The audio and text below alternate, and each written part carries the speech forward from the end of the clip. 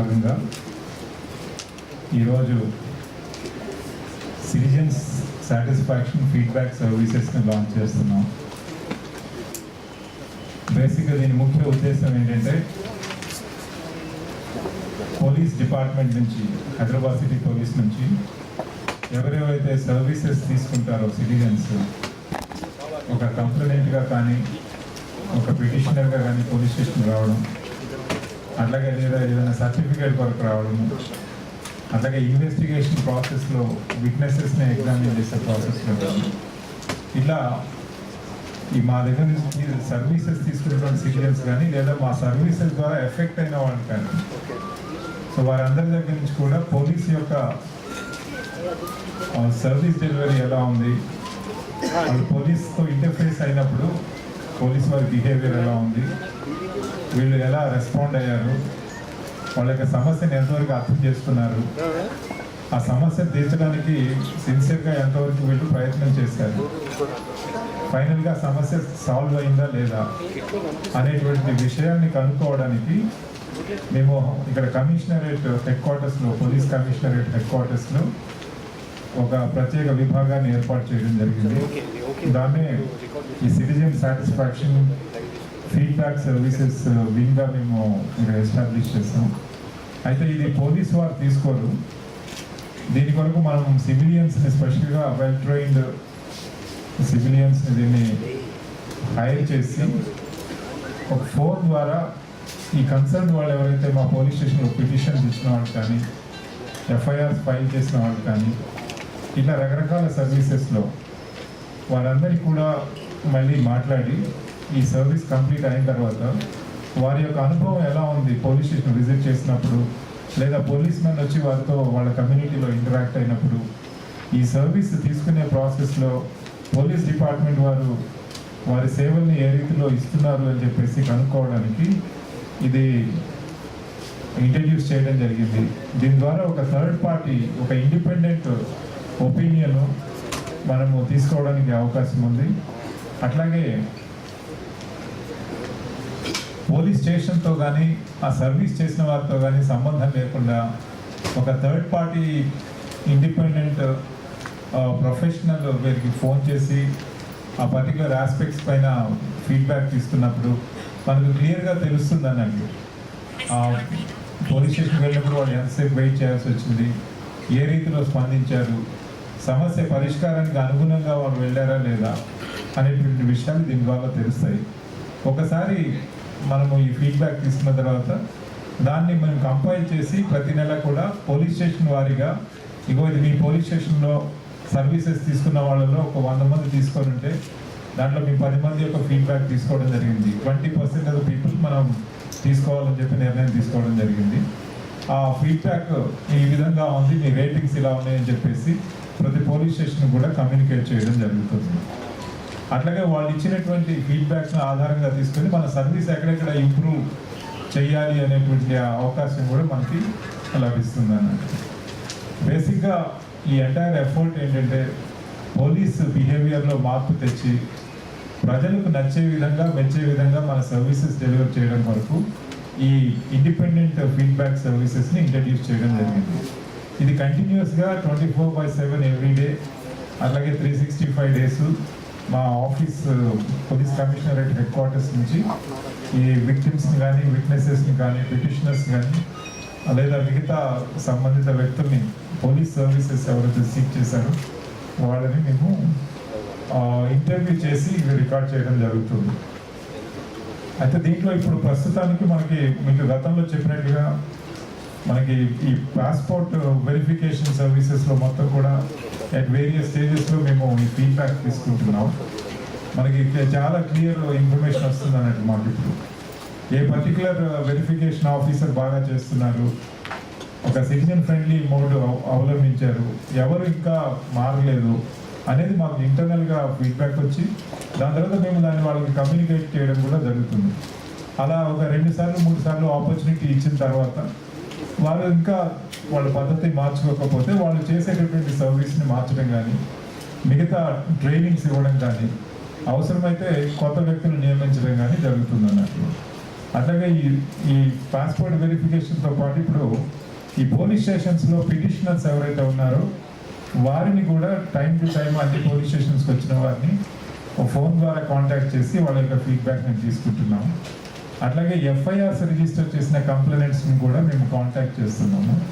వాళ్ళ యొక్క సాటిస్ఫాక్షన్ ఎలా ఉంది, ఇనీషియల్గా కంప్లైంట్ రిజిస్టర్ చేయడానికి వెళ్ళినప్పుడు ఎఫ్ఐఆర్ రిజిస్టర్ చేసే ప్రాసెస్లో వాళ్ళ అనుభూతి ఎలా ఉంది, తర్వాత సబ్సిక్వెంట్ ఇన్వెస్టిగేషన్లో కూడా పోలీసు వారు ఎంతవరకు ప్రొఫెషనల్గా చేస్తున్నారు, ఒక సిటిజన్ ఫ్రెండ్లీ పద్ధతిలో చేస్తున్నారు, టైం టు టైం వాళ్ళకి ఫీడ్బ్యాక్ ఇస్తున్నారా లేదనే విషయం కనుక్కోవడం జరుగుతుంది. అట్లాగే మనకి ఈ రిసెప్షన్లో పోలీస్ స్టేషన్కి వెళ్ళగానే పోలీస్ స్టేషన్ లోపలికి వెళ్ళడానికి కానీ ఏదైనా సమస్యలు ఎదురయ్యారా, అక్కడ వెళ్ళగానే రిసెప్షన్లో ఉన్నటువంటి అధికారులు ఎలా స్పందించారనే దానికి కూడా పోలీస్ స్టేషన్ వారీగా తీసుకొని వీటన్నిటిని కూడా పోలీస్ స్టేషన్ వైజ్ కంపైల్ చేసి మళ్ళీ వాళ్ళకి పోలీస్ స్టేషన్ వరకు మేము కమ్యూనికేట్ చేస్తున్నాం.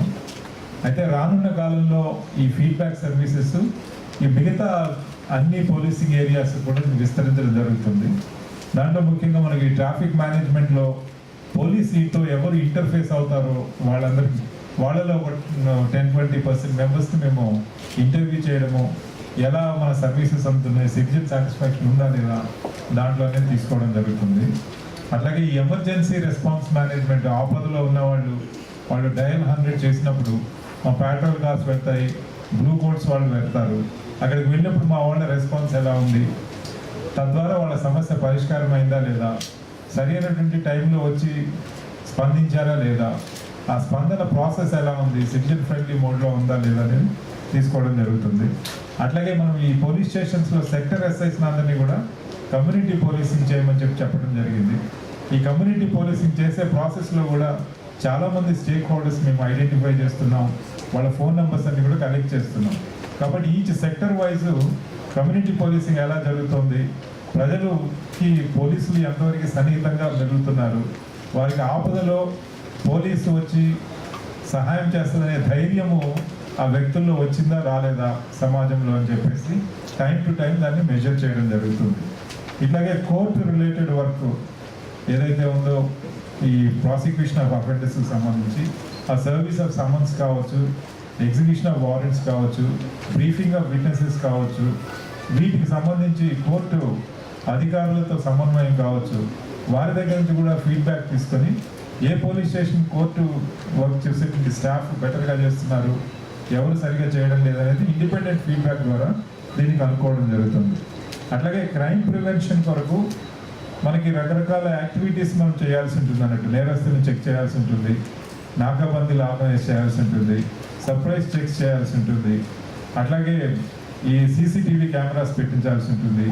ఇట్లా రకాల డిఫరెంట్ మోడ్స్లో మనం చేసిన తర్వాత ఆ యాక్టివిటీస్లో చేసే ప్రాసెస్లో ఎవరెవరితోటైతే మా పోలీస్ అధికారులు ఇంటర్ఫేస్ అవుతున్నారో ఆ టైంలో మా వారి బిహేవియర్ ఎలా ఉంది, వాళ్ళని ఎలా కన్విన్స్ చేయగలిగారు, వాళ్ళ పబ్లిక్ని దీంట్లో సమ్మిళితం చేసి నేర నివారణకి అది వాళ్ళ ప్రజల్ని భాగస్వామ్యం చేయగలిగారు అనేది కూడా అది మెజర్ చేయడం జరుగుతుంది అన్నట్టు.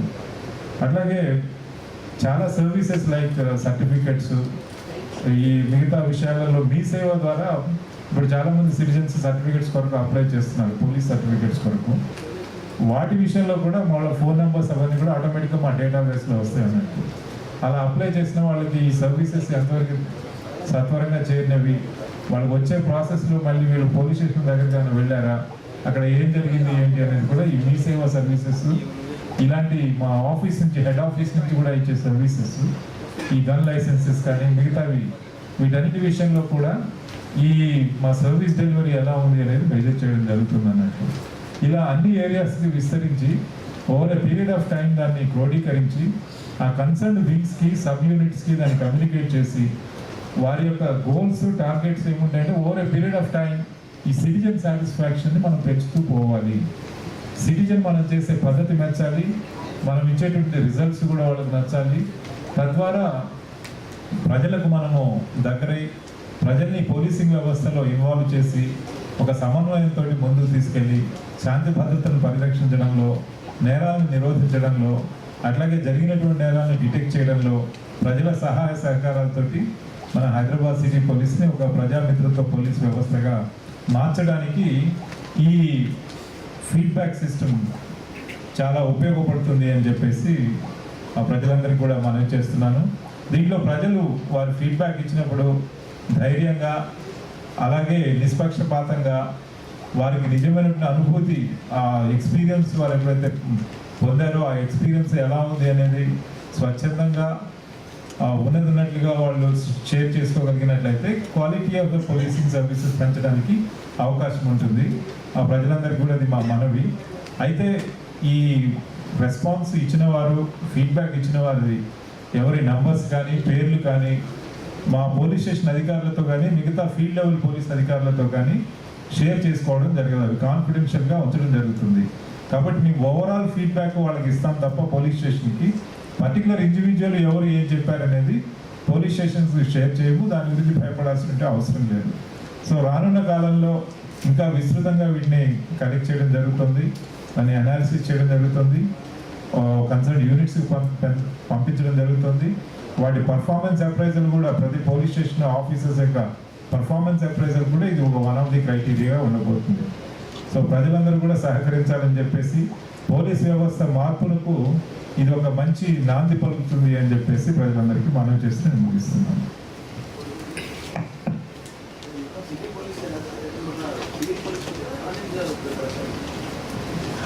ఇది ఒక సివిల్ ఏఆర్ అనే తేడా లేకుండా బేసిక్గా సర్వీస్ని బట్టి ఉంటుంది అన్నట్టు.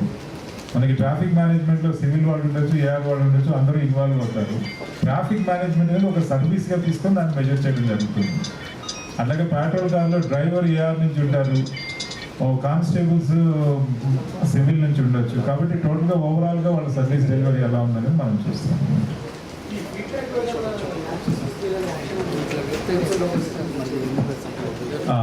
దీనికి మెయిన్గా మన ఫీడ్బ్యాక్ యొక్క ముఖ్య ఉద్దేశం ఏంటంటే దీన్ని ఇంప్రూవ్ చేయడము. ఇది ఫస్ట్ టైము ఇట్లా ఇండిపెండెంట్ ఒక థర్డ్ పార్టీ ద్వారా మనము ఈ ఫీడ్బ్యాక్ని కలెక్ట్ చేసి వాళ్ళకి అవకాశం ఇవ్వడం జరుగుతుంది ఎంప్లాయీస్కి. దాన్ని ఇంప్రూవ్ చేసుకోవడానికి ఎలా ఇంప్రూవ్ చేయాలో కూడా దానికి ట్రైనింగ్ స్కిల్స్ కూడా డెవలప్ చేస్తాము. అప్పటికి కూడా ఇంప్రూవ్ అవ్వకపోతే డెఫినెట్గా మనము డిపార్ట్మెంట్ పరంగా ఏదైతే పాసిబిలిటీ ఉందో ఆ చర్యలు తీసుకోవడానికి అవకాశం ఉంటుంది. సార్, ఈ సిస్టంలో ఒకే వ్యక్తి పైన పదే పదే ఆరోపణలు వచ్చింది, అప్పుడు ఎలాంటి చర్యలు తీసుకుంటారు? ఒకే వ్యక్తి పైన మళ్ళీ మళ్ళీ ఆరోపణలు వచ్చినప్పుడు ఫస్ట్ ఆఫ్ ఆల్ అతనికి ఒక ఆపర్చునిటీ ఇవ్వడం కొరకు అతను పిలిచి కౌన్సిలింగ్ చేయడం జరుగుతుంది. అంటే నా లెవెల్లో డైరెక్ట్గా కాదు, ఇక్కడ యూనిట్ హెడ్స్ ఉంటారు, జోనల్ డీసీపీస్ ఉంటారు, అట్లాగే ట్రాఫిక్లో డీసీపీస్, అడిషనల్ సిపి, అట్లాగే లా అండ్ ఆర్డర్లో అడిషనల్ సిపి ఇట్లా ఉంటారు. వాళ్ళకి ఆ బాధ్యత చెప్పి వాళ్ళని పిలిచి ఆ ఇండివిజువల్ ఆఫీసర్స్ని కౌన్సిలింగ్ చేసి ఎలా చేస్తే వాళ్ళ ద్వారా ఇచ్చే క్వాలిటీ ఆఫ్ సర్వీస్ని మనం పెంచవచ్చు అని చెప్పి వాళ్ళకి చెప్పడం జరుగుతుంది. అయినా మార్పు లేకపోతే డెఫినెట్గా డిపార్ట్మెంట్గా యాక్షన్ తీసుకోవడం జరుగుతుంది. ఇది ట్రాఫిక్ మేనేజ్మెంట్ కూడా అది అప్లికబుల్ ఉంటుందండి. బట్ యాజ్ ఆన్ టుడే మేము 4 సర్వీసెస్ చేస్తున్నాము. ఈ రిసెప్షను, పిటిషన్ హ్యాండ్లింగ్, అట్లాగే ఎఫ్ఐఆర్ అండ్ ఇన్వెస్టిగేషన్, తర్వాత పాస్పోర్ట్ వెరిఫికేషన్స్. ఈ రానున్న కాలంలో మిగతా సర్వీసెస్ అన్నిటి కూడా దీన్ని ఎక్స్టెండ్ చేయడం జరుగుతుంది. చాలా పోలీస్ స్టేషన్లో రిసెప్షన్ సెంటర్ లేవు, హైదరాబాద్లో ఫెసిలిటీస్ కూడా లేవు పోలీస్ స్టేషన్లో. ఎలా చేస్తారు అది? అంటే వాళ్ళకి ఉన్నటువంటి దాంట్లో ఇప్పుడు అన్ని పోలీస్ స్టేషన్స్లో కూడా ఒక రిసెప్షన్ పెట్టడం జరిగింది. దాని ఒక కంప్యూటర్ సిస్టమ్ కూడా మనం ఎస్టాబ్లిష్ చేయడం జరిగింది. ఇప్పుడు ప్రస్తుతం ఉన్నటువంటి బడ్జెట్లో ప్రభుత్వం వారు కొంత డబ్బులు శాంక్షన్ చేయడం కూడా జరిగింది అన్ని పోలీస్ స్టేషన్స్లో ఈ ఫెసిలిటీస్ ఇంప్రూవ్ చేయడం కొరకు. సో రానున్న 3 to 6 monthsలో మొత్తం అన్ని పోలీస్ స్టేషన్స్లో ఫెసిలిటీస్ 100% ఇంప్రూవ్ అవుతాయనే నమ్మకం నాకుంది. ఎన్ని విధాలుగా అప్రోచ్ అయ్యే అవకాశం ఉంది? అంటే ఇప్పుడు త్రూ మెయిల్ అలా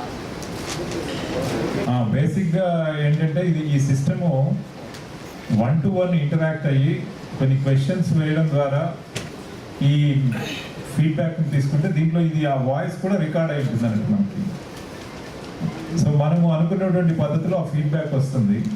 రెండోది ఇది జస్ట్ కంప్లైంట్స్లో కాకుండా మనం ఇచ్చినటువంటి సర్వీస్ పైన వాళ్ళ సాటిస్ఫాక్షన్ ఎంత ఉందనేది కనుక్కోవడానికి ఈ సిస్టమ్. సో మనం మెయిల్ సిస్టమ్ ఇస్తే బాగానే ఉంటుంది, కానీ వాటి అన్ని రకాల ప్రాబ్లమ్స్ మళ్ళీ దానికి మెయిల్ చేస్తారు. అలా కాకుండా మనం ఇచ్చినటువంటి సర్వీస్ పైన వాళ్ళు ఎంతవరకు సంతృప్తి చెందారు అనేది కనుక్కోవడానికి ఈ సిస్టమ్ వాడుతున్నాం. లేదు మేమే చేస్తాము, అది కూడా ఎవరికి చేస్తాము అనేది తెలియదు, ఎవరికి తెలియదు. బికాజ్ అందరికీ చేయమన్నట్టు 20% ఆఫ్ ఎనీ శాంపుల్ చేస్తాము. అది ర్యాండమైజ్డ్గా కంప్యూటర్ జనరేట్ చేస్తుంది. తర్వాత ఈ కాల్ చేసినప్పుడు దాంట్లో వాయిస్ రికార్డ్ అవుతుంది.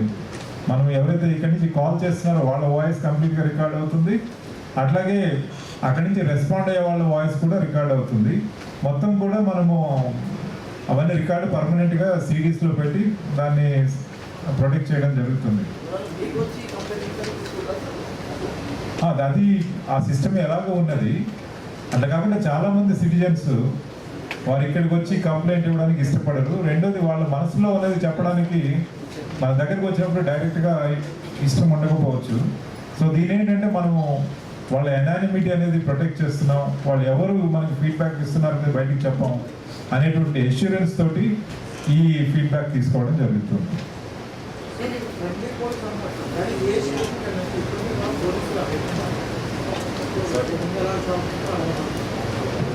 అది డెఫినెట్గా మీరు చెప్పే దాంట్లో వాస్తవం లేకపోలేదు.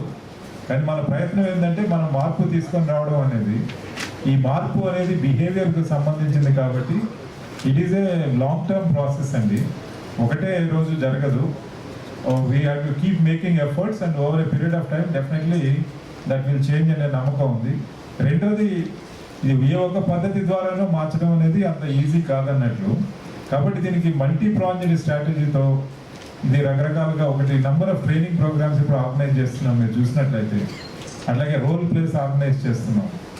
అట్లాగే వాళ్ళకి సిటిజన్స్ ఎవరైనా ఎక్కడైనా సమస్య ఉంటే వాళ్ళు చెప్పుకోవడానికి direct access to the offices, తర్వాత they can walk in freely, they can ring up any time అనే ఒక కాన్ఫిడెన్స్ని మనం ఇవ్వగలుగుతున్నాం. అట్లా డిఫరెంట్ స్ట్రాటజీస్ ద్వారా ఈ మార్పునికి నాంది పలికినట్లయితే డెఫినెట్గా సత్వరమైన రిజల్ట్స్ వస్తాయి. అక్కడక్కడ సమస్యలు ఉండొచ్చు, డెఫినెట్గా వాటిని వీ విల్ టేక్ కేర్ అండి. సార్ ఇప్పుడు మీరు అన్నట్టుగా ఒక వేరే సంస్థకు మీరు ఈ బాధ్యతను అప్పగిస్తున్నారు అంటే ఏ ప్రాతిపదికన వాళ్ళు అవతల వ్యక్తితో మాట్లాడారు? సంస్థ అంటే మనము మార్కెట్ నుంచి ప్రొఫెషనల్స్ని హైర్ చేస్తున్నాము. వాళ్ళు మనమే ఇంటర్వ్యూ చేసుకొని వాళ్ళు ఆ స్కిల్స్ ఉన్న వాళ్ళని కాల్ సెంటర్స్లో పనిచేసిన వారిని ఎవరైతే ఇంటర్వ్యూ చేయగలిగి ఈ ఇన్ఫర్మేషన్ని వాళ్ళతో ఎంపథైజ్ చేసి మనం ఎట్లా అంటే మనం ఫోన్ చేసినప్పుడు మన మీద నమ్మకం వస్తేనే వాళ్ళు షేర్ చేస్తారు. కాబట్టి we should get in to the shoes of the victim. So ఈ కాల్ హ్యాండిల్ చేసేవాళ్ళు, ప్రశ్నలు అడిగేవాళ్ళు ఆ స్కిల్స్ ఉన్నట్లయితే వాళ్ళని కన్విన్స్ చేసి నిజమైనటువంటి ఫీడ్బ్యాక్ మనం పొందడానికి అవకాశం ఉంటుంది. కాబట్టి అలాంటి స్కిల్ సెట్ ఉన్న వాళ్ళని సెలెక్ట్ చేసుకొని మేము హైర్ చేస్తున్నాం డిపార్ట్మెంట్ తరఫున చేసి వాళ్ళు మా తరఫున వాళ్ళు, ఎందుకంటే డిపార్ట్మెంట్లో ట్రైనింగ్ అయిన పోలీస్ అధికారులు అక్కడ పెడితే వాళ్ళు ఒక రకంగా ఆలోచిస్తారు. కాబట్టి పోలీస్ ట్రైనింగ్ కాని వారిని, పోలీసుతో సంబంధం లేని వారిని హైర్ చేసి వారికి ఈ పనులు అప్పచెప్పడం జరుగుతుంది. వాళ్ళకి చట్టాల మీద కూడా అవగాహన కల్పిస్తారు అంటే వాళ్ళు నంబరు అవసరం లేదు. కానీ ఇప్పుడు యాజ్ ఆన్ టుడే ఇప్పుడు అబౌట్ 150 మెంబర్స్కి మనము ఎవ్రీడే ఫోన్ చేస్తున్నామండి. About 150 members. సో ఇది మిగతా సర్వీసెస్ కూడా ఇంక్లూడ్ చేసినప్పుడు ఆటోమేటిక్గా ఈ నంబర్ పెరుగుతూ పోతూ ఉందన్నట్టు. ఇంకోటి ఈ నంబర్స్ వాళ్ళు ఎలా వస్తున్నాయని మీరు అడగొచ్చు. మనము ఈ సర్వీస్ అందజేసే ప్రాసెస్లో డిఫరెంట్ ప్లేసెస్లో వాళ్ళు వాళ్ళ టెలిఫోన్ నంబర్స్ని రికార్డ్ చేస్తూ వెళ్తూ ఉంటారు. ఆ నంబర్స్లో డేటాబేసెస్ నుంచి తీసి ర్యాండమ్గా వీళ్ళకి ఫోన్ చేయడం జరుగుతుంది. అయితే ఎవరికి ఫోన్ చేస్తారనేది అక్కడ కూర్చున్న డెస్క్ ఆఫీసర్కి తెలియదు, తనకు తెలియదు, అక్కడ పోలీస్ స్టేషన్ వారికి తెలియదు. అసలు కొంతమందికి ఎప్పటికీ రాకపోవచ్చు, కొంతమందికి వస్తుండొచ్చు. దీనివల్ల ఏంటంటే ర్యాండమైజ్డ్గా వెళ్తాము అన్నట్టు.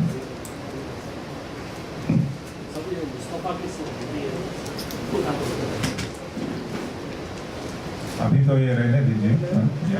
So thank you. Salman Khan Arpita marriage